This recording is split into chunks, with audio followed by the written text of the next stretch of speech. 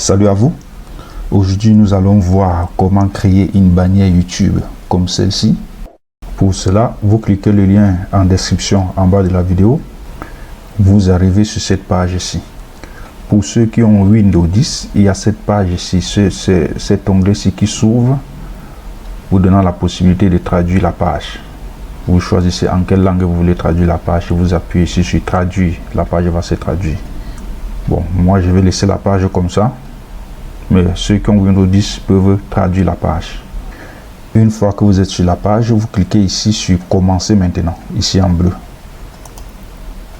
Vous remplissez ici votre nom ou votre prénom, comme vous voulez. Ici, vous mettez votre adresse mail et ici, vous mettez un mot de passe.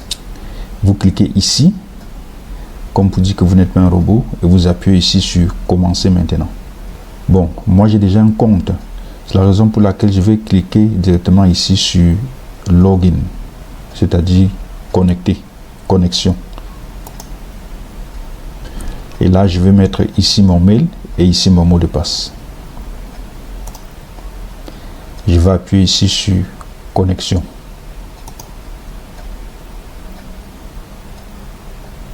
Je suis donc connecté. En remplissant votre prénom, votre mail et votre mot de passe, vous allez également être connecté comme ceci. On descend. Et ici, vous avez les designs pour les bannières. On cherche une design pour la bannière YouTube. On redescend. On voit ici YouTube.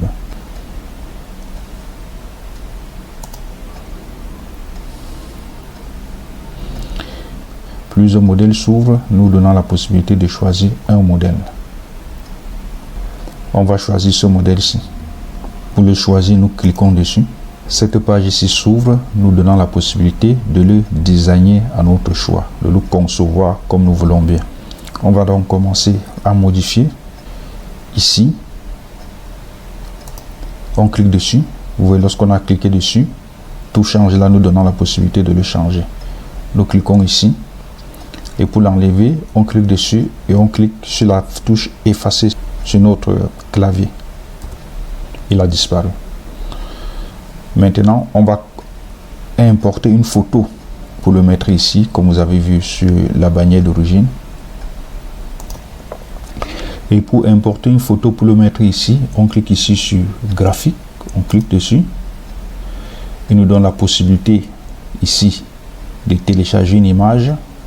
Maintenant que l'image est téléchargée, on va aller enlever l'arrière-plan de l'image sur un site appelé remove.bg. Nous allons donc sur remove.bg. Nous sommes ici sur remove.bg. Nous téléchargeons l'image en cliquant ici sur télécharger une image. Nous choisissons l'image que voici et nous appuyons sur ouvrir. Voici l'image sans arrière-plan. Une fois que c'est sans arrière-plan, nous la téléchargeons. Maintenant que l'arrière-plan a été téléchargé, on va aller chercher l'image dont l'arrière-plan a été téléchargé. En cliquant encore ici sur télécharger une image. Voici cette image-là. On appuie sur ouvrir. Voici l'image dont l'arrière-plan a été téléchargé ici. Nous cliquons dessus.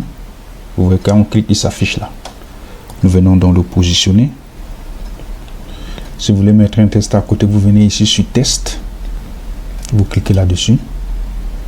Et vous cliquez ici. Vous voyez que ça se met là. Vous donne la possibilité de mettre un test. Si vous voulez mettre un test, vous mettez ça là. Sachez que voici la partie qui est visible sur un PC portable. Cette autre partie-ci, c'est visible sur un grand ordinateur, sur un ordinateur de bureau. Mais sur un PC portable, voici la partie qui est visible marquée en orange. Et ici, tout en bleu, tout bleu là, c'est la partie qui est visible sur un Android, sur un téléphone Android. Bon, étant donné que nous ne voulons pas mettre le test, on va l'enlever en cliquant sur effacer sur la touche du clavier. Il disparaît. Ici, ce logo-ci, on va le changer. Pour le changer, on clique dessus comme ça. Vous avez vu, on le fait partir en effaçant avec la touche du clavier. On l'efface. On va chercher notre logo en cliquant toujours ici sur graphique, en cliquant ici sur télécharger une image. On va choisir le logo que voici. Comme je vous ai dit, avant de choisir le logo, il faut aller enlever l'arrière-plan du logo sur remove.bg, comme vous voyez sur l'écran. On choisit le logo, on appuie sur ouvrir. Le logo qui est là, on clique dessus, il va se mettre ici. Il se met là et on le réduit comme ça.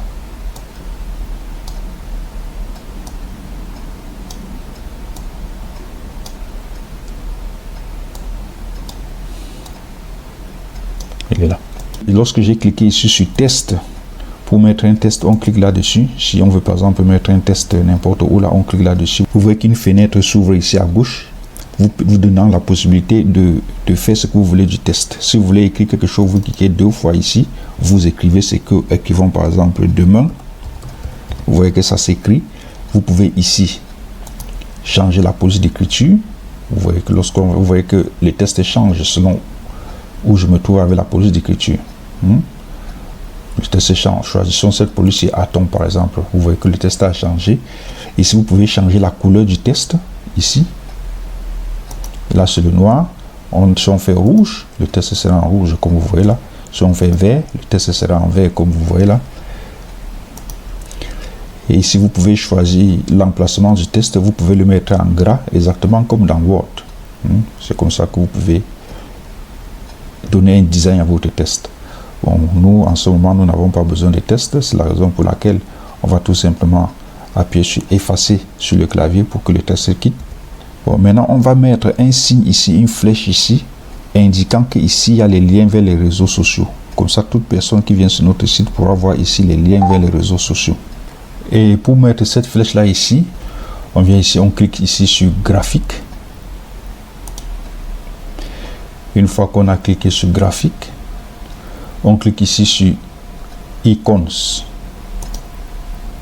Vous voyez que voilà les icônes qui s'affichent. On va mettre l'icône qu'on veut, on veut une flèche. On va mettre donc ici flèche ou en anglais Aaron. Si vous avez traduit le site en français, vous mettez flèche. Comme je n'ai pas traduit, je mets Aaron.